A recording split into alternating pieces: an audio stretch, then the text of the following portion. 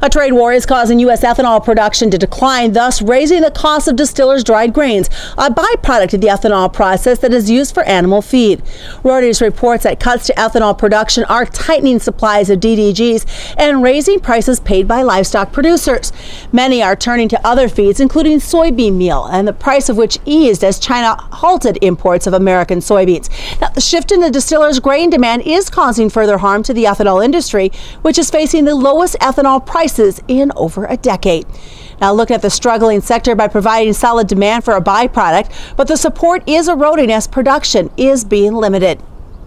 Well, despite this ongoing trade challenges between their two countries, members of the swine industry in the United States and China have gathered in this mid-January to seek possible solutions for the growing number of African swine fever outbreaks in China.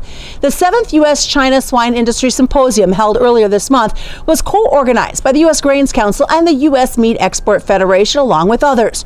There was roughly 200 industry professionals that gathered in Beijing for the event that focused on animal disease prevention.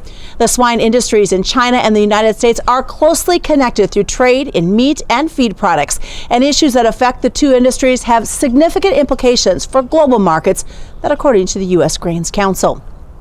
U.S. Representative Roger Marshall of Kansas has urged the president to continue to fight for farmers in trade negotiations.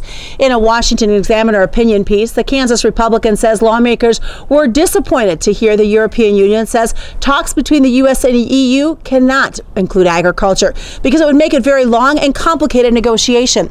Now, according to the U.S. Trade Representative, the U.S. domestic exports of agricultural products to the EU total $11.5 billion in 2016. Well, that's your Ag News. I'm Susan Littlefield on the Rural Radio Network. This is Mike.